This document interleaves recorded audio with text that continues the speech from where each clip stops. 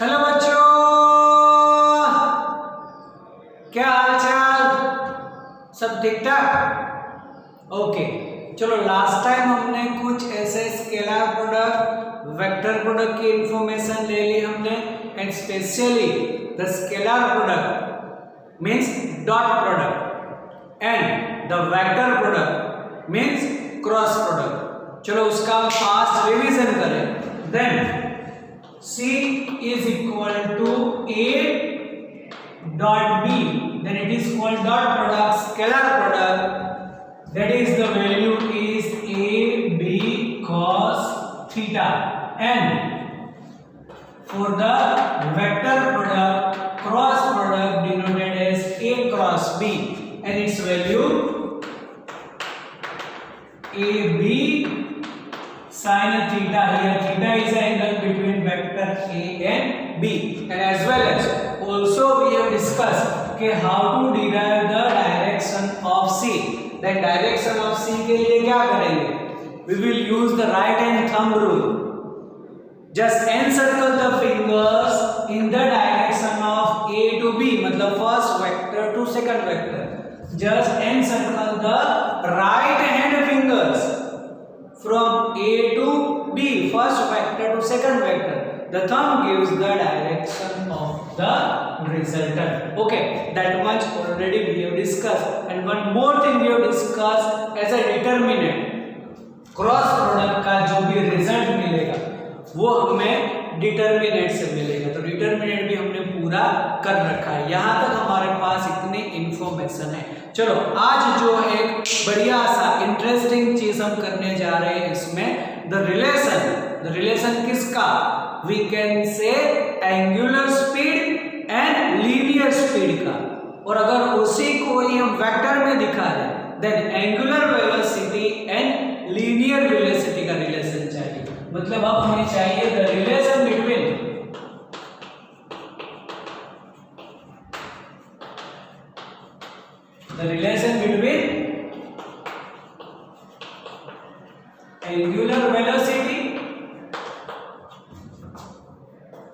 angular velocity denoted as omega and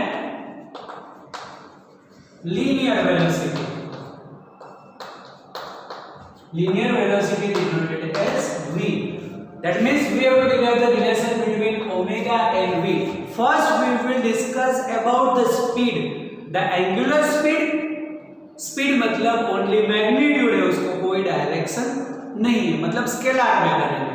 तो we will derive the scalar relation between omega and v, and then after we will discuss about the vector relation between omega and v, because omega angular velocity is the vector quantity and linear velocity तो हमें पता ही है vector quantity. तो vector quantity के बीच में दोनों relation होता है, स्केलर भी है और वेक्टर रिलेशन भी है। ओके, तो दोनों हम डिस्कस करेंगे कि स्केलर रिलेशन भी करेंगे और वेक्टर रिलेशन भी करेंगे। चलो उसके लिए हमें एक रिजिड बॉडी सोचनी पड़ेगी। Then what is called rigid body? Just remember, तो बोला था हमने कि रिजिड बॉडी मींस तो ऐसी कोई भी body, the body in which inter particle distance remains invariant, मतलब इंटर पार्टिकल डिस्टेंस कांस्टेंट रहते हैं, चेंज नहीं होते, उसको बोलते हैं हम rigid body. Then here just consider this one is our rigid body and it's performing circular motion. तो circular motion along with its axis, ये कोई भी इसकी एक्सिस जिसको हम बोलते हैं रोटेशनल एक्सिस, और रोटेशनल एक्सिस का भी हमने डिस्कशन कर रखा है कि अगर कोई भी बॉडी ऐसे रोटेशन मोशन करे, ये कोई भी चौक है, चलो ये रोटेशन मोशन कर रहा है अभी, तो उसके जितने भी पार्टिकल्स है performing circular motion either near to this axis या फिर फार फ्रॉम द एक्सिस, कोई भी ले, तो ये जो है इसका एक छोटा सा सर्कल बनेगा, इसका सेंटर यहाँ पर, इसका एक बड़ा सा सर्कल बनेगा, उसका सेंटर यहाँ पर, इसका ऐसे कुछ बनेगा, इसका सेंटर यहाँ पर, then center of all circular path remains on the same line and this line is called rotational axis. आया यार कि rotational axis क्या है? तो ऐसा बोल सकते हैं कि whenever any rigid body performing circular motion or particles performing also rotational motion, circular motion, then for the circular motion the center of all circular path of all particles remains on the same line. The line is called rotational axis. तो ये हमारी कुछ rotational axis हुई. चलो यहाँ पर at any time suppose particle at point P and the radius of the circular path is r, suppose, and after some time just particle reach up to the point P dash, तो ये भी एक r ही रहेगा वैसे तो radius, but this angle delta theta, तो delta theta is called angular displacement. देखो here delta theta को हम बोलेंगे एंगुलर डिस्प्लेसमेंट. तो उससे रिलेटेड सोचो कि हमने बोला था कि कोई भी एक डोर है, चलो अभी डोर जो है वो ऐसे बंद है, हाँ, और यहां से ये डोर बंदा होगा तो इसको हम ओपन करें, फिर ऐसे क्लोज करें, फिर ऐसे ओपन करें, तो यहां से तो वो जुड़ा हुआ है पूरा, यहां से उसकी कोई मोशन नहीं हो रही, लेकिन यहां से ऐसे तो एंगल में कुछ हुआ कि नहीं चेंज. तो ये जो पार्टिकल है, चलो ये मेरा पार्टिकल थंब वाला, तो वो कैसे डिस्प्लेस होगा?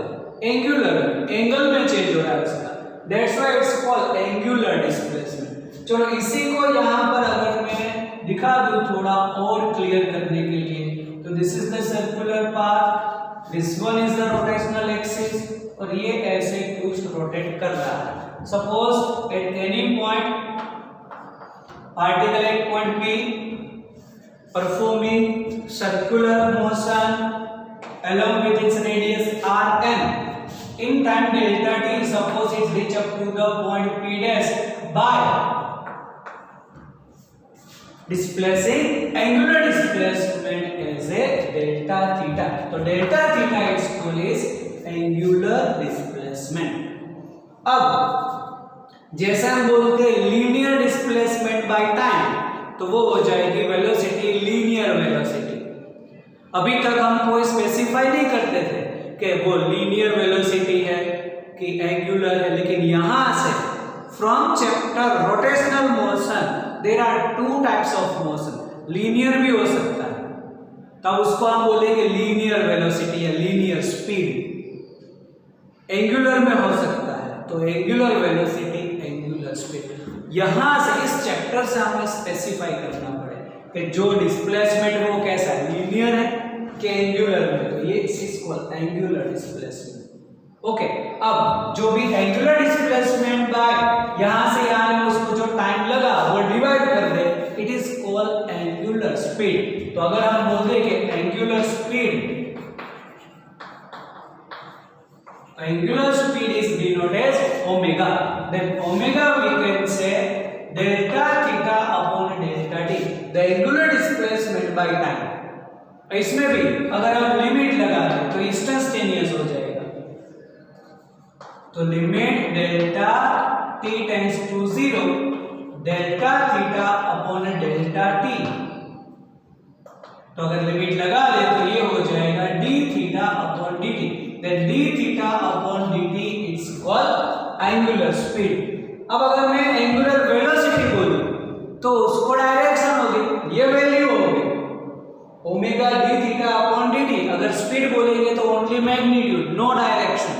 लेकिन अगर मैं वेलोसिटी बोल दूं तो वेलोसिटी मतलब उसको डायरेक्शन भी होगी, वैल्यू तो यही रहेगी उसकी.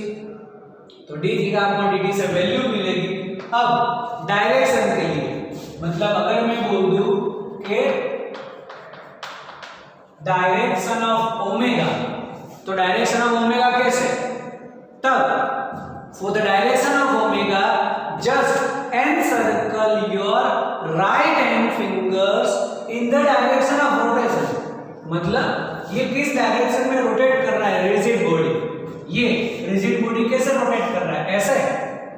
तो इस डायरेक्शन में राइट हैंड फिंगर्स को रोटेट करो, तो थंब जिस डायरेक्शन में रहेगा उस डायरेक्शन में ओमेगा की डायरेक्शन, मतलब यहां पर ओमेगा अपवर्ड बोलेंगे, यहां पर भी बोल देंगे कि omega is in upward direction, because just encircle the fingers in the direction of rigid body, in the direction of rotational motion of the rigid body।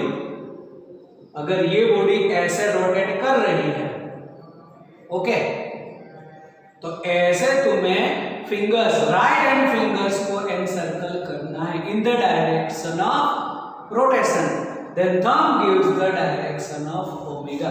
तो यहां पर डायरेक्शन ऑफ ओमेगा हमें मिल जाएगा कि वो ऊपर तरफ हो गया।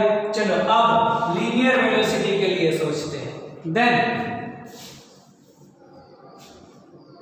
यहां पर at any point we know that velocity is along with the tangent drawn at that point, मतलब यहां पर हमें वेलोसिटी कुछ ऐसे इनवर्ड डायरेक्शन में मिलेगी, जैसे ये ऐसे सर्कुलर मोशन में घूम रहा है।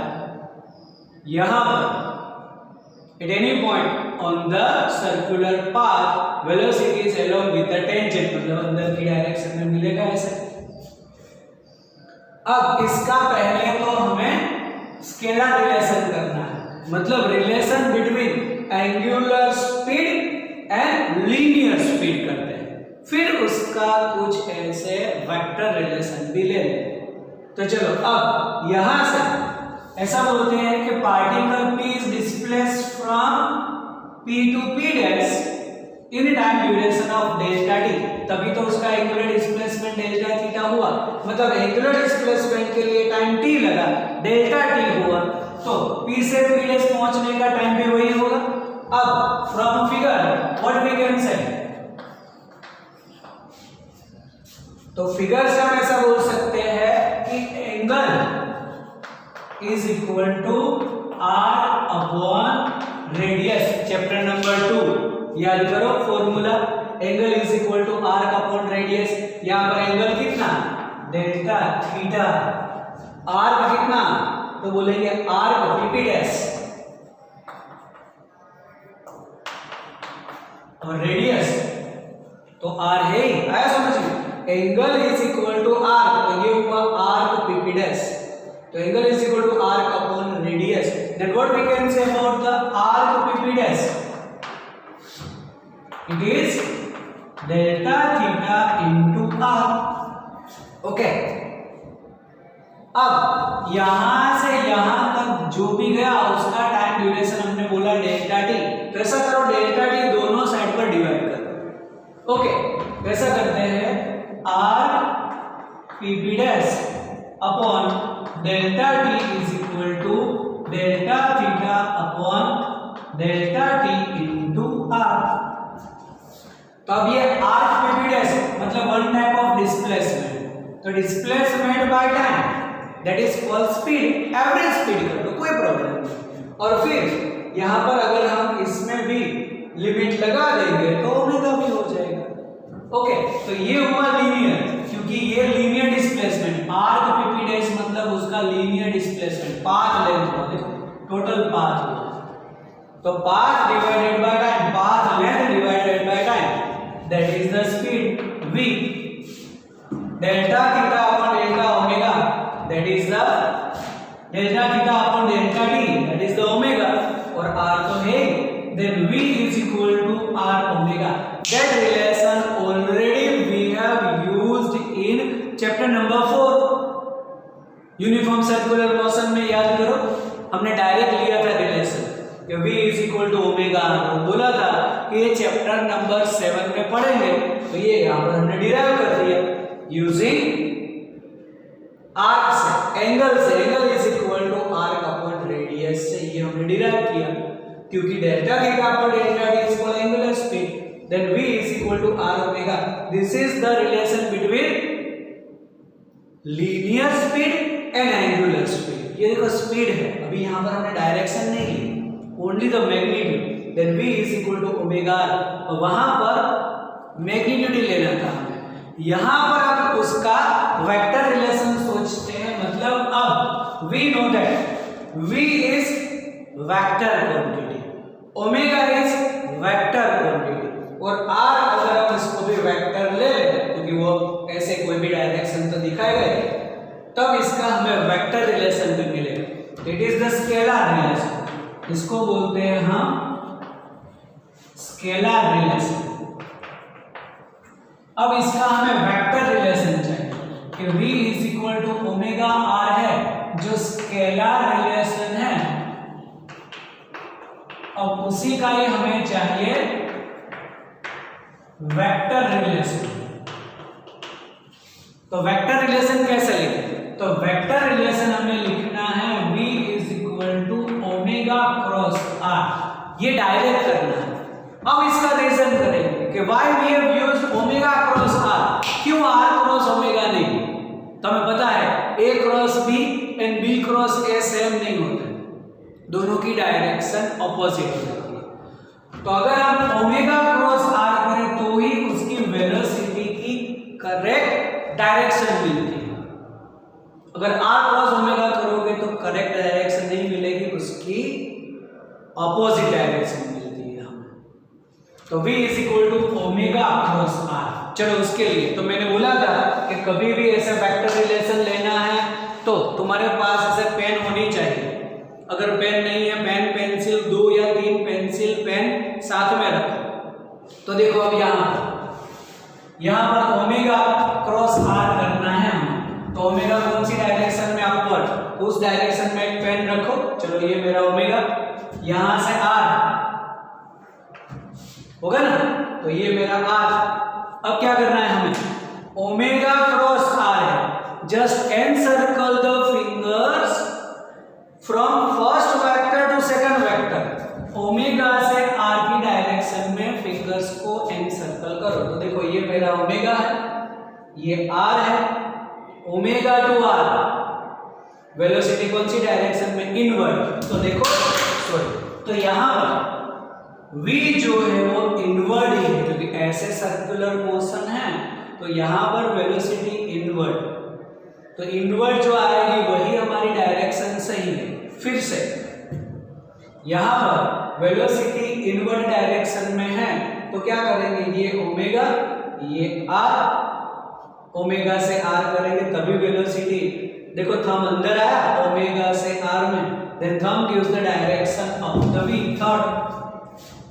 ओके, चलो यहां पर सोचते हैं इस पार्टिकल के लिए, तो यहां से ऐसे है तो इसकी वेलोसिटी आउटवर्ड होगी कि नहीं? समझ में आ रहा है? ऐसे सर्कुलर मोशन, और अब यहां पर वेलोसिटी आउटवर्ड। तो अब देखो ओमेगा यहां पर, तो ये ओमेगा ही है। ओके, अब r इस डायरेक्शन में लेना पड़े तो r को ऐसे घुमा दो। देखो पेन पेंसिल लोगे ना तो ये वाला बहुत इजी हो जाएगा। अब करो कि ओमेगा क्रॉस r, तो ओमेगा से r की डायरेक्शन, तो देखो थंब बाहर आया कि नहीं, तो यहाँ पर वेलोसिटी आउटवर्ड ही। अगर तुम यहाँ पर r क्रॉस ओमेगा करने जाओगे तो ये r, ये ओमेगा, r क्रॉस ओमेगा, ये तो अंदर, तो यहाँ पर तो आउटसाइड है तो अंदर आएगा। चलो यहाँ पर तुम सोचोगे तो ये ओमेगा, ये r क्रॉस ओमेगा करोगे तो यहाँ तो बाहर नहीं, यहाँ तो अंदर तरफ, इसीलिए omega cross r। This is the vector relation between angular velocity and linear velocity. This is the scalar relation. V is equal to omega r. ये तो हमने चैप्टर नंबर 4 में कर ही रखा है। अब इसके लिए V is equal to omega cross r. This is the vector relation between angular velocity and linear velocity. तो ये याद करो, V is equal to omega cross r, बस वेक्टर करके दोनों के बीच में क्रॉस कर दो। लेकिन r ओमेगा नहीं, ओमेगा r याद करो, देन ओमेगा क्रॉस r। चलो अब उसी में अगर इसकी जो स्पीड है वो टाइम के साथ इंक्रीज हो रही है तो एंगुलर एक्सेलरेशन होगा। जैसे एंगुलर वेलोसिटी है ऐसे ही एंगुलर एक्सेलरेशन।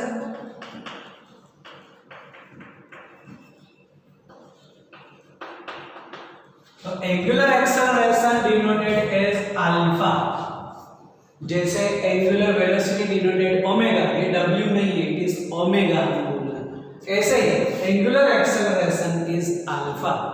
तो जैसे आप लीनियर वेलोसिटी v और उसका एक्सेलरेशन बोलते हैं dv upon dt, like this angular acceleration alpha is equal to d omega upon dt।